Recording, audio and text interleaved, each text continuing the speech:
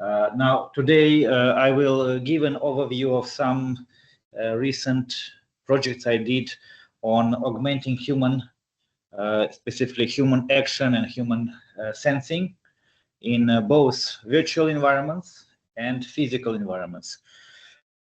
And yeah, this is an overview. So basically 4 topics. I have a temperature warning. It's probably the projector, not the, because if it is a laptop, I will worry. Okay, yeah, other screens are clean. Now, let me start with a project I did with my former PhD student at Queen Mary University of London, when we were part of a large hub on telerobotics for nuclear industry. And we were asked to develop concepts for remote operation, remote interfaces for robots that go into unstructured environments. And one of the things we wanted to do is a virtual reality-based interface where a human operator will be remotely commanding a mobile robot using different sensing technology to acquire data of the remote environment so that human operator will comfortably be able to plan appropriate actions. And that was a concept, and my primary tool was to use VR for that. And of course, we can do anything we want with virtual reality, but our aim was to know what is actually useful.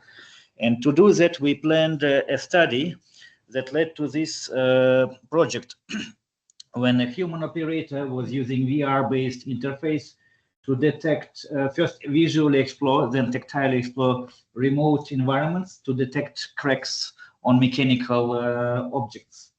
So we used some robotic technology, some VR control and computer vision to detect cracks remotely with the help of vision as well as the tactile sensing. We installed the tactile sensors on the robot. But when we were developing this, we were asking ourselves, what is good to show in VR? Because VR is a medium between human and the remote robot and environment. If we show too much, it will be unnecessary. If we show too little, it will not be sufficient. So that is why the study we designed involved 15 healthy human participants to use our VR interface to do pick and place task with a real robot. So there was a physical Franca robot operating a teddy toy. From tasks was to move in a given time as precise as possible, as fast as possible, an object from point A to point B. We had a group of participants who have never used the system before, but nevertheless, we divided them based on their VR and computer gaming experience. So it was led by Buki, who is now a postdoc at Imperial Bioengineering. It was his PhD study. Our aim was to use gaze tracking while a participant doing this task to look where our visual attention is going. If we know what is important during this telemanipulation task, then we can spend our time developing these parts of the interface rather than doing everything. We ran a study where we divided the environment into objects, into specific areas, and we ran the study during 3 days, day 1, day 2, and 1 week later. So each participant was performing a task and we were recording the visual attention. And we looked at most common objects that were important for the task were manipulation objects, so the toy, table around this object, and our joystick or right hand that was mapped to the robotic, to the remote robotic manipulator. So these were the 3 main objects for all participants. And we looked at the study at different phases: when you pick, when you move, when you place, when you plan action. So we try to look into each specific individual sub-phase of the task. Then we wanted to know if for some participants, specific time they spend on an object of interest is increasing or decreasing over the time they progress, over the time they learn the system. Here is the data for participants who are less experienced. So we had 6 participants, and among them, 5 out of 6 had increase in the time they spent fixing their gaze on the object of manipulation.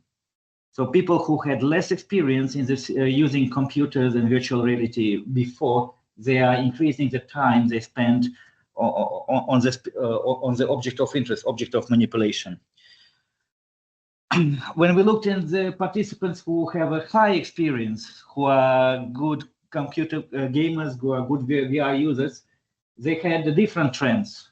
So here, for 5 participants with video gaming, 4 out of 5 had increased experience on the general manipulation area rather than the object specifically. And they all decreased the time they spent on the tool. They look less on their right hand or on their right joystick that is mapped to the end effector. So overall, we also tried to understand what is a network between the objects, how our gaze is moving dynamically during the interaction. And we were able to identify pairs when our eyes are moving from one object to another, or we were able also to identify triangles when we have 3 objects of interest and where our gaze is moving in this loop. So in summary, that overall visual attention triangle, we call it triangle, there were 3 areas of importance. So the joystick, right hand, the tool for manipulation, manipulation object, and the area. That can be quite obvious result because that is a very task associated component. But we do not see that the robot itself, the robotic body here, is not present. So it is the summary from this study is that we do not need to think of visualizing the robot. Rather than thinking about a robotic system, a mobile robot or humanoid robot or a robot with tracked wheels, we only need to know about the tool, the object manipulation, and the environment directly associated with the manipulation task. So the robot itself is not important. I continued working on interfacing humans with the VR. And in the next study, we again use robotics, but this time it is connecting human with a virtual avatar, human-like bipedal robot, to enable avatar motion control as well as spatial awareness of the human operator. First, let's do a small test. So if we control a robot going up or down, a human operator, usually they receive information from the visual camera only, from video camera only. And now, if you see this picture on the right, let's do a test. If you think this is a staircase going down, can you raise your hand? 1, 2, 2 out of 3 out of maybe 40, 50 people. If it is going up, okay, a lot. If you don't know, you are confused, or you think this is a Photoshop. Can you raise your hand? Okay, 1. So minority wins. This is not Photoshop, but this is going down. And experienced human operators will know why. That is why experience is important when you control machines, and interfaces are also very important. Now, that was our initial motivation. We wanted to use a robotic system that will act on a human body when we control this kind of machines, legged or wheeled mobile robots going up or down. And of course, it's important. You need to make sure your robot is stable in the environment. It will not tip over, as well as your task is done in a safe and efficient manner. So our first study was first we developed an interface that contained only 1 single degree of freedom, 1 actuator and encoder. And it was an ankle interface placed on the floor for a seated human operator. And our idea was straightforward. When we have a virtual robot or real robot moving up or down, the ankle platform will give you sensation of the environment, of the floor. Probably, yeah, this is, yeah, it's not running. But when we had movement up, the platform was tilting up, moving down, tilting down. And that was not working very well. Therefore, we moved to a slightly different problem, using the same platform to provide an input to a mobile robot or mobile avatar to do locomotion. And then after we can do locomotion, after we can do mobility, we can look into the spatial awareness. So that is a video demonstration. We had an avatar with 2 legs, the same robotic platform, and a human user, human operator was asked to perform walking-like motion. So we had the left and right foot tapping up and down, up and down. So as you will walk in reality, but now you are seated and you can only do motion with your ankles. And you need to alternate left and right.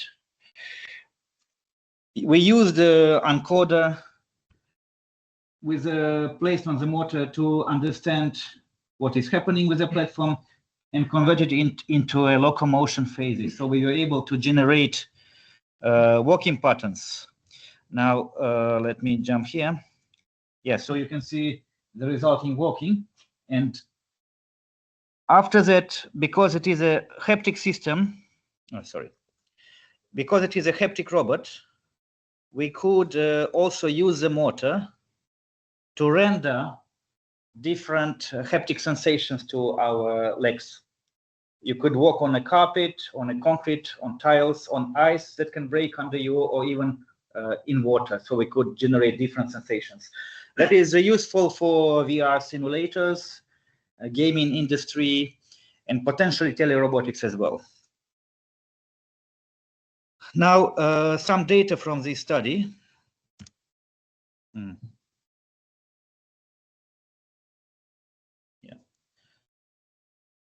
1 second. So we invited human participants to run the study, to be part of the study. The study contained, included tasks of generating walking in VR, following a trajectory. And we were observing whether participants are able to learn to use the interface, as well as whether they are doing any mistakes and how they control the speed of walking. So it was a single platform, and you cannot independently push or pull up. You have to push on the platform or release. But because it is same as the floor, so if you can do this on the floor, left, right, you can do this on the platform.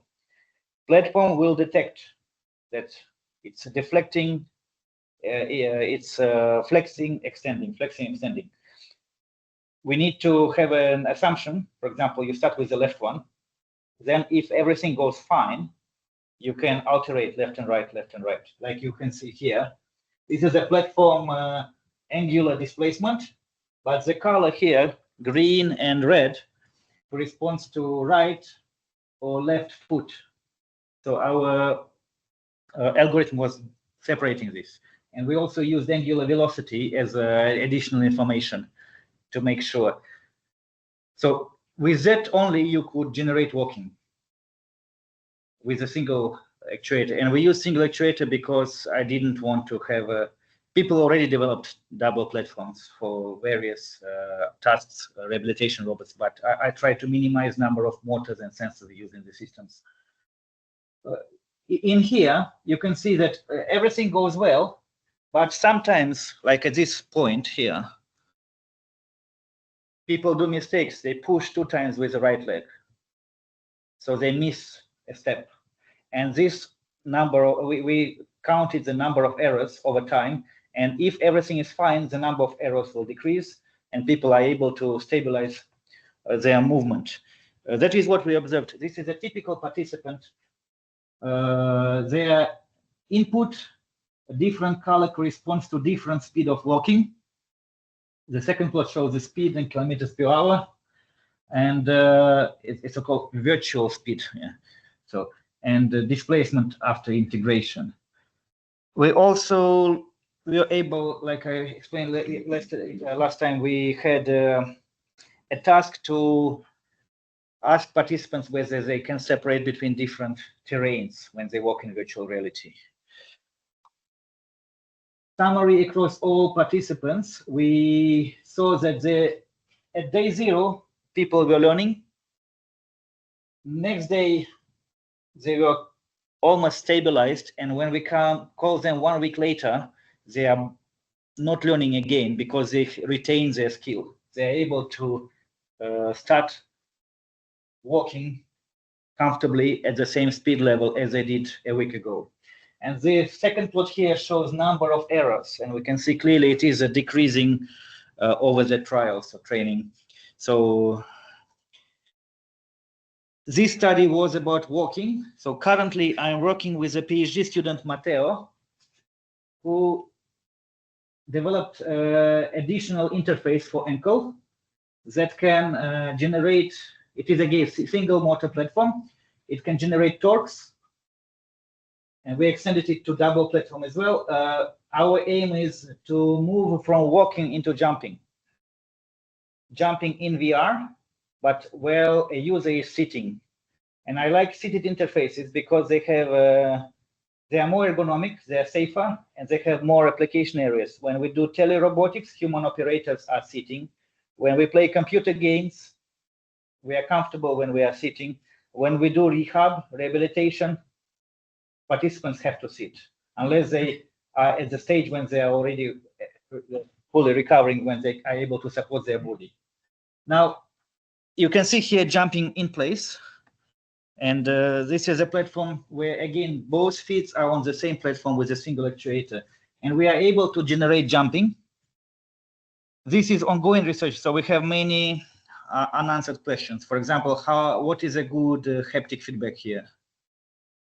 We don't know if mapping from angular input of the ankle to the ankle of the avatar is an ideal mapping, or we should think about different type of interface to biomechanics mapping. Yeah, this is the picture of the interface. By the way, it is based on the robot that will be presented tomorrow by Joshua, a colleague in our startup. And yeah, here is a video of jumping forward. So in addition to ankle, we realize that sometimes when we are still sitting, but our upper body is moving. So in this case, we added an accelerometer to a trunk. So we could also measure upper body input to generate forward jumping. It's an ongoing research, and jumping is harder than walking, what I find. It is less obvious to plan an experiment for seated jumping than seated walking. The third study I'm going to present, just to remember what time I finish. 12:45. 12:30. Yeah. Okay. Okay. This is a study I was doing when I was a postdoctoral researcher with Etienne. It was a part of a European project Balance. We used a large robotic system based at University of Twente in Netherlands. It's called Lopez. Lopez robot is a lower limb robot that can guide your walking in place. So we had a treadmill. And we use the robot as a perturbator as well.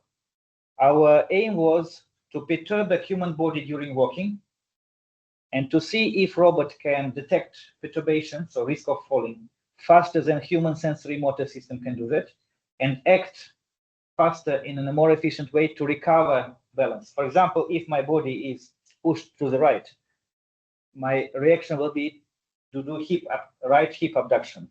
And that is what the robot was doing. So to understand whether the robot is efficient or not with healthy participants, so it was not a rehab study, it is an assistive technology study. We are assisting a healthy, able-bodied participant. So we were perturbing a participant upper body with a random perturbation of a known magnitude. As a result of this perturbation in red, our center of mass was moving right or left, depending on the perturbation sign. And our assistance torque, we designed an assistance torque which was helping to do appropriate hip abduction. So right hip abduction or left hip abduction. We designed a study, invited 10 participants to have 3 phases of the experiment. In the first phase, robot was perturbing, but not assistant. So we had 20 randomized perturbations without robot acting, and we looked into natural recovery from perturbation. Then we had 50 trials with assisted balance recovery. And at last, we had 10 trials when perturbation was randomly removed and the participant was not aware of that. So we wanted to see whether they have a natural reaction or they will have a modified pattern of reaction. We looked into kinematics and muscle activation for hip abduction as our primary measures. So 2 plots here. The first one shows the kinematics hip abduction. The second one shows muscle activation for hip abduction. We had 4 different colors here. They correspond to blue one is walking without balance assistance. Red one is walking with the balance assistance. And here we can see here clearly when we have robot in action, we have a different kinematic response. So robot is moving our hip more because we are adding extra torque. Yellow is when we have removed the robot from the system suddenly after 50 randomized trials. And we see yellow is coming back to the natural response in blue here. When we look into muscle activation for this hip activity, hip abduction, blue is without assistance and red is with assistance. So we have a significant reduction in required muscle effort measured by EMG. That means that the robot is acting as an assistive device. And when we remove robot from assistance, we are back to the normal response. There is no overshooting here or there is undershooting. So it's this result was consistent among multiple participants. In the interest of time, I will skip the summary of all participants' results, but we got a quite consistent result. We also had an opportunity with the colleagues at University of Twente and their clinical collaborators to invite a post-stroke patient, senior female participant who took a part in the same experiment, but we had to scale down all the gains because of fragility. Results were in a post-stroke participant were much more difficult to analyze. They were more mixed, and this is probably what we should expect. So that is leading me to a related topic on adding an extra limb to a human body and how we interface between human body and extra limbs, super limbs. This project was led by myself, my PhD student Issa, and postdoc Sajiva at Queen Mary University of London, together with a colleague there, Stuart Miller, who is a biomechanics academic. Yeah, this is bio-inspired, of course, and my interest is to look into how animals control their bodies. This is probably well-known head stabilization behavior. I was working on this, but we have other stabilization behaviors in nature. If you will observe, the body is stabilized with the help of a dynamically moving tail. And in humans, we don't have tails anymore, but I decided to try. I was thinking I was one of the first, but no. We have colleagues in Japan who designed this nice piece of robotic design, robotic installation, a tail, and they developed a different VR application for gaming. This was more like a design project. They did not really explore human response to the tail. And if this was Japan, and we have more Japan here, another type of tail. So it's more artistic or psychological. So I was thinking that I can try to do something else with the tail. And make it. You can buy it on Amazon for about £60.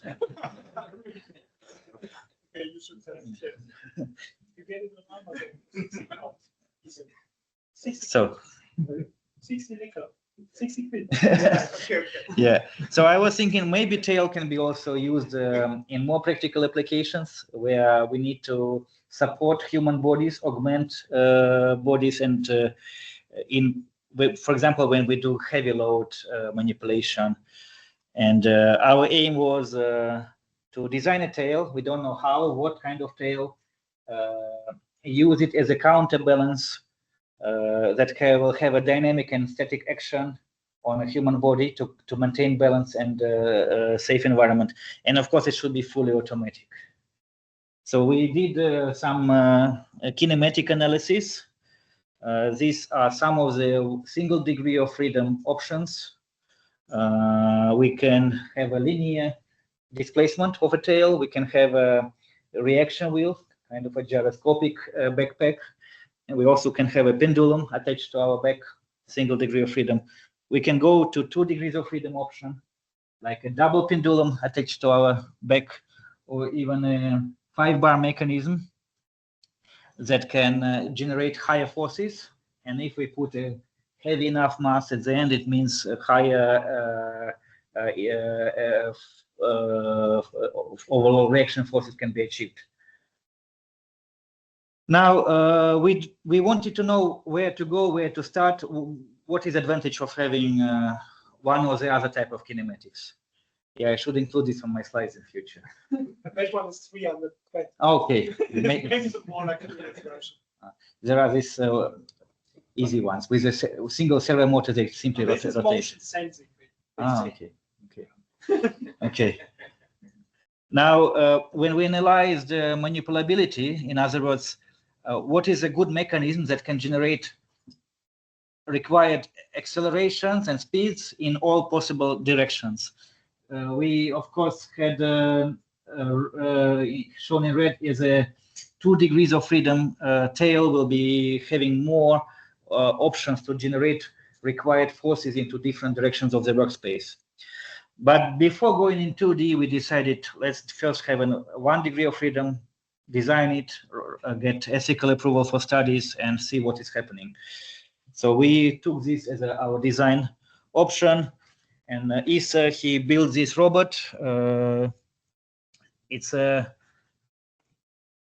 cable-driven actuation system, but all actuators are at the end to make the end of the pendulum heavier. 50 centimeters long. Actuator's weight was about 3 kilograms, but the resulting torque was about 65 Newton meters at the joint here. Now, some detailed design. So you can see the cables here, actuators, and we did, I think it was 3 stages of cable transmission to maximize the torque. We also added an additional device with an encoder and a cable attachment to a user's hands. So we know how far is an object we want to lift, and also how heavy it is, because we had load cells. This information is required to know, to have an estimate where the center of mass and center of pressure of the overall system is, because these 2 numbers and the base of support size will define whether we can stand or we fall down. I did not want to use any external sensing here, so I wanted the tail itself have all the required information.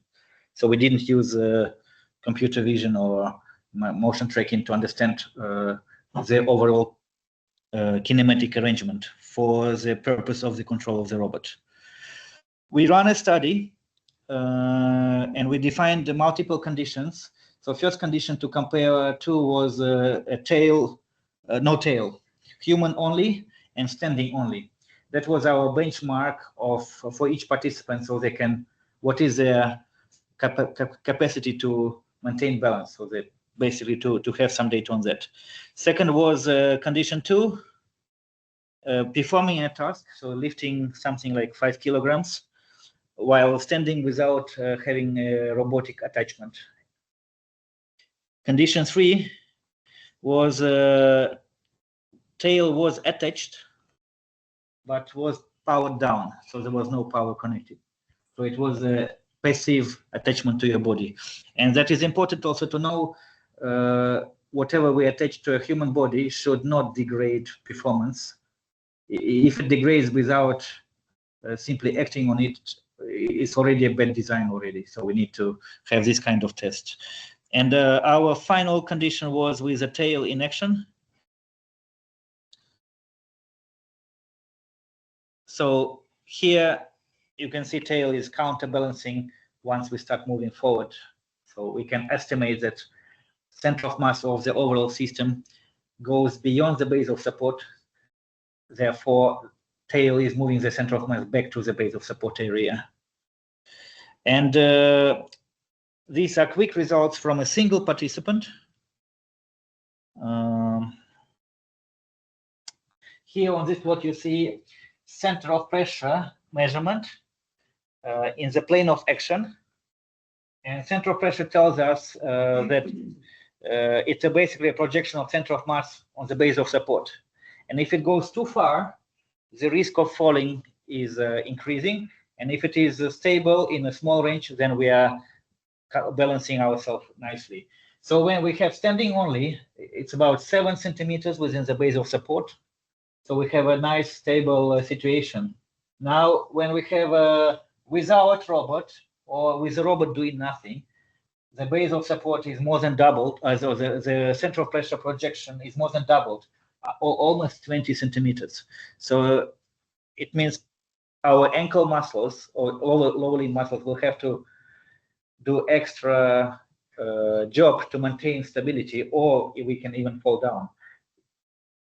When we activate the robot, we move it down to 12 centimeters, still more than standing only, but already in a safe zone. And we repeated this study. Always forget about this slide. This is a muscle activation. We measured 2 groups of muscles. One is back muscles. The other is lower limb. So back is important because back pain is a primary cause of people retiring from many jobs, especially if you're doing labor-intensive mechanical things, construction, warehouses, drivers. So our idea is that if we are able to reduce muscle activation on the back, we then maybe, we cannot prove it yet, reduce the fatigue. That will also reduce the pain as a important factor for human capacity. So that is the plot for the back AMG. And the red is when we have no tail. Green is a tail without energy, not powered tail, and blue is with the tail. And result here is obvious. We have a significant reduction of muscle activation in the back. And same happens for lower limb muscles. So we have a reduced muscle activation. And lower limb, that muscle was responsible primarily for maintaining balance, so acting on the ankle joint. We can see how much it reduces. We had run a systematic study when we made the task slightly more realistic. So you lift an object from a lower shelf and you move it to an upper shelf. And we studied separately lifting and retrieving, so two subtasks. And again, we looked into kinematics. We had many more sensors these times for understanding the response. We observed same across participants. So improved balancing, improved center of mass positioning with respect to base of support, and reduction in muscle activation. So I will, I will not go into the details here, but we are now trying to submit this into a publication. Final topic. This is something I have started when I was a postdoc with Etienne. It is fMRI compatible haptic interfaces that can be attached to human participants when they're doing brain imaging. So this way we can act on a body mechanically, and we can ask participants to perform a certain task, visual motor task, and we can then record brain activity and conduct our studies. You are probably all familiar with the requirements for fMRI compatible robotics or haptics. We cannot use anything ferromagnetic. We cannot use electronic devices close to the scanner bore. And of course, there are safety implications. Our devices should be easily removable if we need to evacuate a patient from the study room. Yes, this is a video showing that it can be, it can kill, yeah, if something goes wrong. So we should really be careful. Now, the first, to our knowledge, one of the first haptic interfaces for fMRI studies was in 2002, and publication later in 2006. This is a big frame around the bed of the scanner, and it was having this kind of interface attached there at the end for wrist movement. And wrist movement is a comfortable movement in the scanner because you can still move your arm openly outside the bore, as well as there are only two muscle groups that can that are involved in the wrist movement. So you can do a lot of correlation studies between kinematic, dynamics, muscle activation, and brain activity in this case. Now, with Etienne and the team, we developed a similar interface, but actuated by electromagnetic motors placed far enough from the scanner to make sure it is safe. And in this case, we are able, the previous one was hydrostatic. With electromagnetic interface, we are able to control the movement profile much better. So we are able to generate different movement patterns. And we went to King's College that has an excellent imaging facility. So we did a test. And as a summary of the test, that the device is working nice, it is safe, it produces sensory motor responses and brain activity responses that we should see in healthy participant. So later we involved this system for other studies that I was not involved in because I'm purely an engineer in this. I develop systems, I do not do neuroscience studies. But in a similar topic, Etienne's team was working a lot on developing interfaces that are fMRI compatible for babies, and babies who are just born or preterm, they are tiny. So you need to have a safe, tiny haptic interfaces. So Alessandro was a PhD student with Etienne, and he did very nice. But it was more than 10 years ago now. So technology has evolved. Together with the King's College London colleagues and Etienne, we developed new generation of fMRI compatible interfaces that are scalable for different ages. They are pneumatically controlled, but we were able to reduce the size of the controller by a scale of 3, and the cost as well, reduce the cost. Now we introduced the feedback, so we can control position relatively well with fiber optics, and we know what is happening with the device in the scanner room, so we can have a fiber optical feedback. And currently these devices are being implemented. So we have a wrist, we have ankle, and we have a tapping interface for skin stimulation with the colleagues at King's College London Early Brain Development Center. And yeah, I'm finishing now. So this was commercialized by our startup, and a few things that we have two type of products in the startup. And tomorrow Joshua will be presenting more about this. And there will be a demonstration tomorrow. Yeah, these are collaborators, funding, and my email for. I'm looking for all kind of collaboration as well. So if you need somebody with engineering expertise, I'm happy to work with you. Yeah, thank you.